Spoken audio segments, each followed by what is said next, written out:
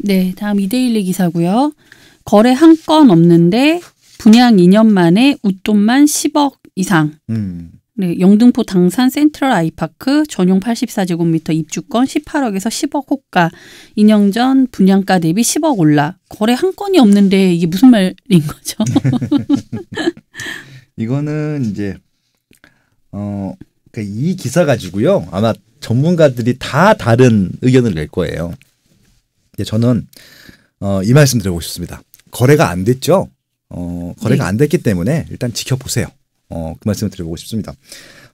당산 센트럴 아이파크는 재건축 아파트고요. 이게 지금 당산동에 있습니다. 제가 사무실 당산동에 있는데 제 사무실의 길 건너편에 있습니다. 저 멀리 건물에 올라가는 게 보이죠. 당산동에서 지금 제일 비싼 아파트가 당산 레미안 4차. 예, 한 84 기준으로 13억에서 15억 정도 사이를 해요. 이제 그렇다고 하면은 그 바로 밑에 있는 단지거든요. 그러면은 그 당산 레미안 4차 같은 경우는 이미 10여 년 됐고요. 이거는 지금 올해 입주를 한단 말이죠. 5월에. 그러면은 거의 한 10여 년 차인데 최소한 당산 레미안 4차보다는 비싸야 될 거 아니에요. 그래서 지금 호가가 나온 게 18억, 19억이라는 얘기입니다. 근데 18억, 19억이 지금 적정하냐? 이걸 따질 수 있는 시기는 아니에요. 왜 그러냐면 아니, 거래가 한 건도 없는데. 네. 근데 이제 당산 레미안 4차 때문에 이 금액이 나온 거죠. 아마 이제 호가이기 때문에 이게 거래가 안 되고 급하게 팔아야 되실 분들은 가격을 조정을 하겠죠. 근데 이게 만약에 거래가 됐다.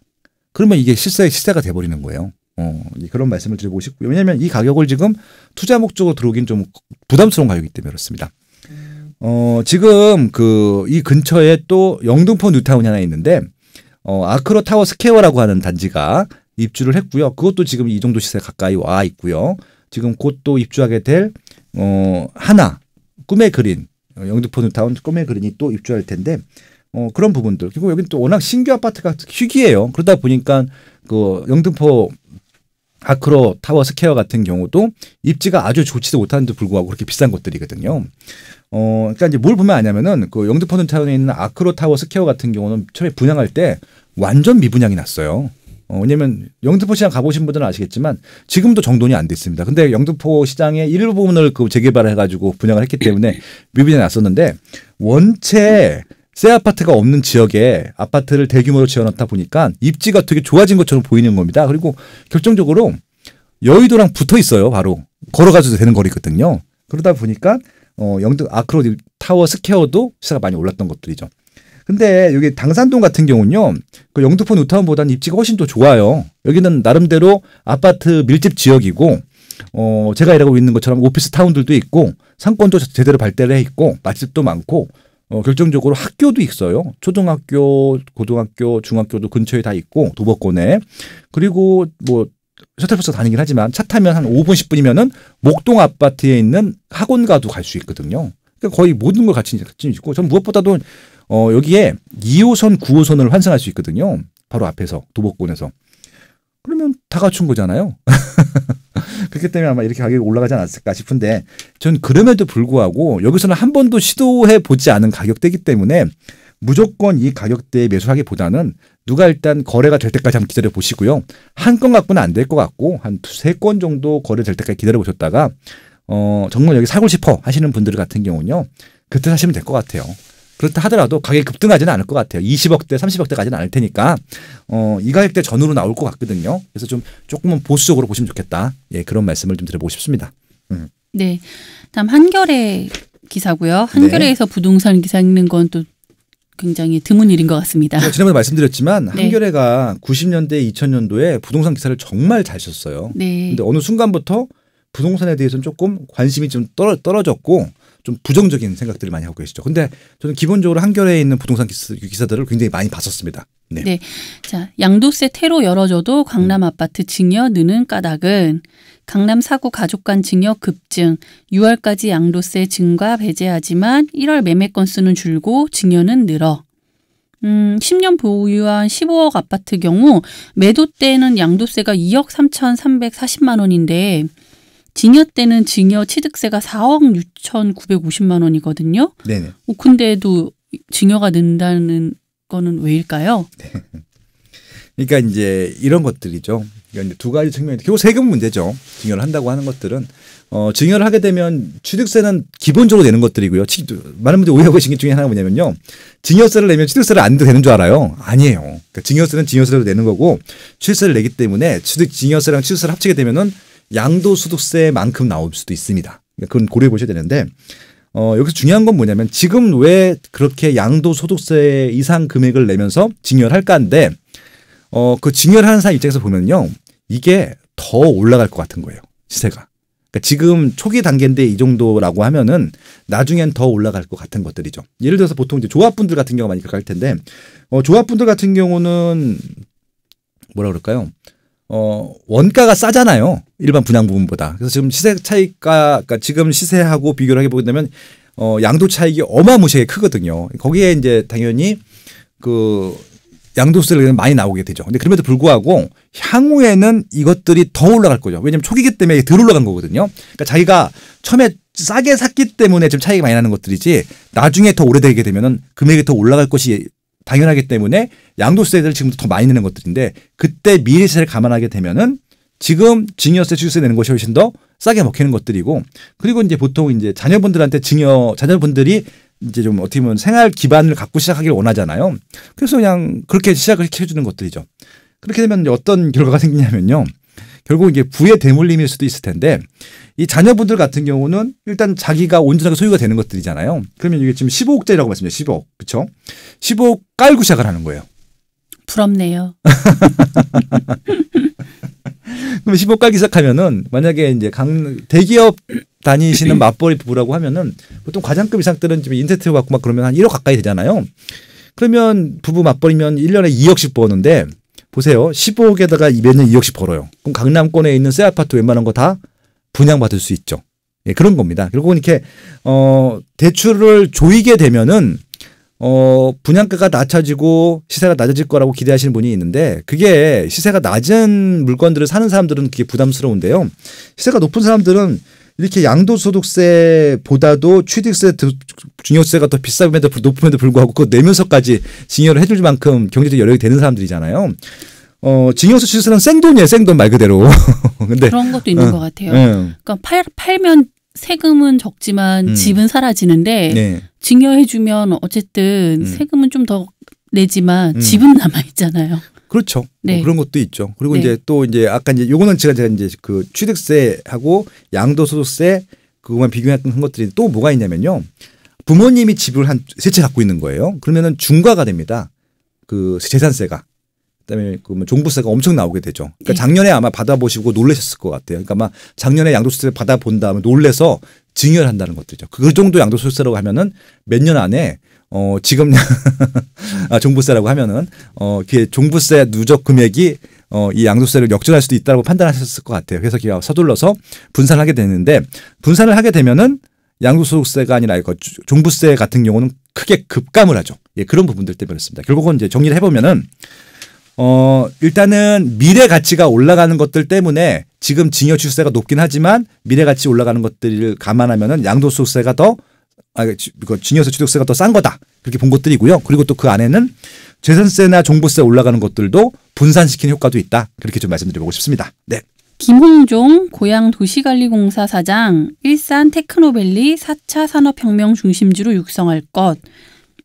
고양도시관리공사라는 곳도 있군요, 소장님. 그러니까 이제 네. 그 시청 소속이고요.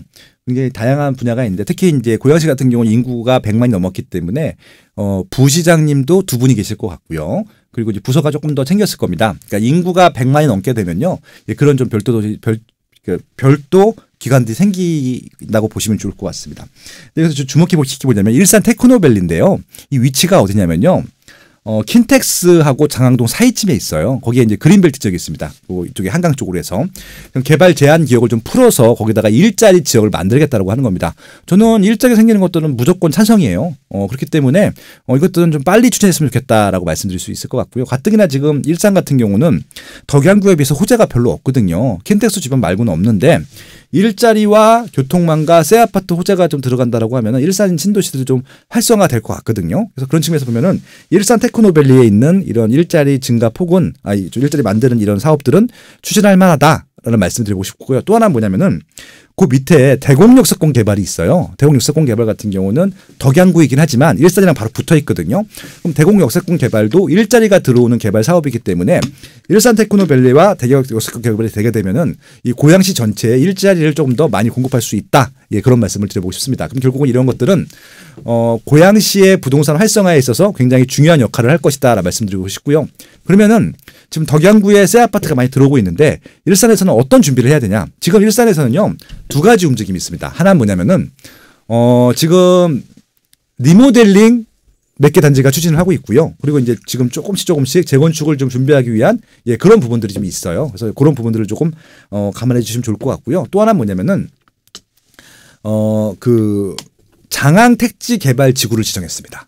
그러니까 이것도 지금 기존에 그 MBC가 있는 장항동 택지 개발 지구 사이와 한강 사이에 그린벨트 지역이 있었는데 그것들을 풀어서 거기다가 대규모 택지 개발 지구를 지금 분양해서 올부터 용지를 분양한다고 하거든요. 용지를 분양했다고 하는 것들은 거기에 아파트를 짓겠다고 하는 의미거든요. 그렇기 때문에 고양시에도 지금 새 아파트 호재, 일자리 호재, GTX라고 하는 일자리 그 교통망 호재가 있기 때문에 향후 한 5년, 10년 동안은 또 고양시가 조금 더 발전할 여지가 보인다. 지난 10년 동안은 변화가 하나도 없었거든요. 다른 일기 신도시에 비해서 예, 그런 것들을 기대하고 있다. 예, 그런 말씀을 드려보고 싶습니다. 네, 다음 한국경제 기사고요. 네.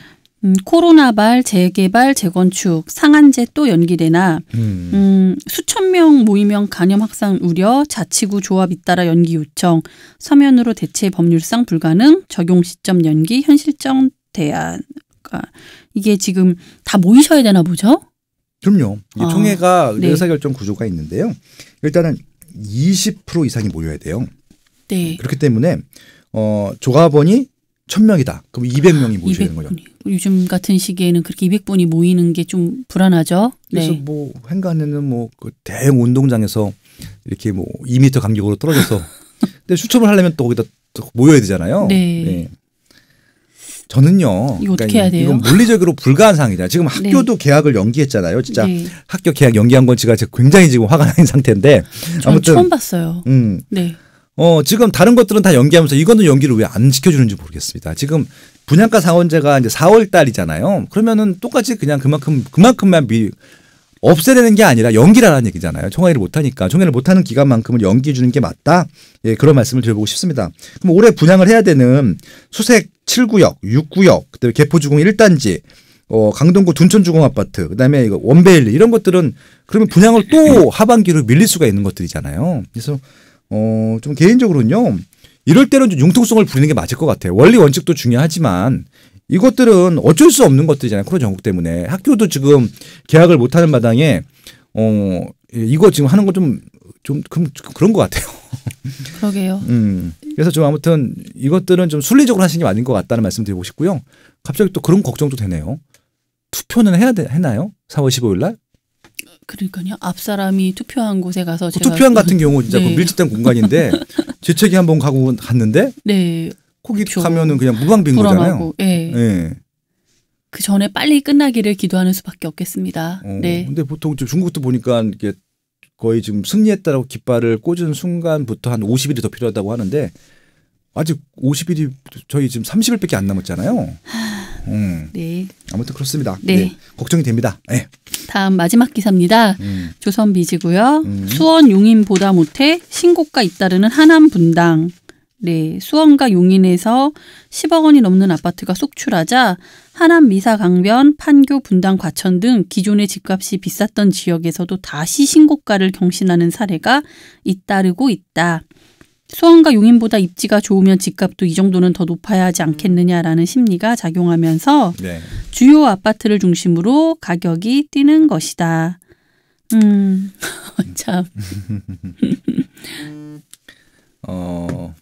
이거 제가 연초에도 몇 번 말씀을 드렸었고요. 그러니까 어떻게 말씀드렸냐면은 수원이 용인 수지가 지금 84 기준으로 12억이다. 그러면 서울 강북에 있는 새 아파트가 그 정도 수준인데 그럼 서울 강북 아파트가 너무 싸 보인다 그런 말씀을 드렸었잖아요. 똑같죠. 그러니까 분당이 수원 용인보다 더 좋은 입지인 거잖아요. 그렇죠? 그다음에 하남이 지금 경기도 한번 순위를 좀 말씀드려 볼게요. 1등이 과천, 2등이 성남, 그다음에 3등이 하남, 4등이 광명입니다. 그리고 이제 용인하고 수원은 경기도 평균 이 밑에 있습니다. 그러니까 그 사이에 있는 거죠. 지금 제가 말씀드린 과천, 성남, 하남, 광명은 경기도 평균 위에 있는 지역이고요. 경기도 평균 이하에 있는 지역들이 보통 그런 지역들일 텐데 그 이하에 있는 지역들이 지금 분당이나 하남에 있는 웬만한 아파트보다 시세를 너무 뛰어넘어 버린 거예요. 그렇게 되면은 기존에 원래 객관적인 평균 시세가 높았던 지역인데 밑에 쪽이 올라가다 보니까 그 윗지역들이 상대적으로 싸 보이는 겁니다. 제가 그딴 말씀드렸잖아요. 서울 강북구에 있는 아파트가 싸 보인다고. 그럼 결국은 이게 지그재그로 네가 이만큼 올랐으면 나도 이만큼 올라가겠어. 이렇게 되는 것들이죠. 근데 이것들은 투기 수요는 아니에요.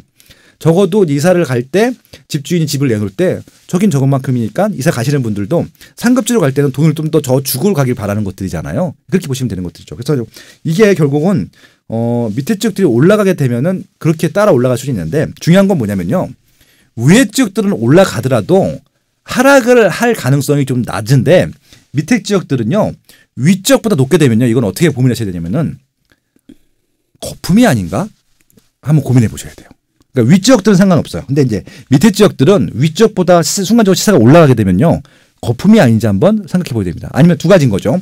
그러면 상급 입지가 저평가됐든지 하급 입지가 고평가된 거거든요. 그래서 그것들을 좀 면밀히 분석을 해 보셔야 되는데 제가 팁을 드릴게요. 기본적으로 각 입지에 있는 제일 비싼 아파트들을 보시고요.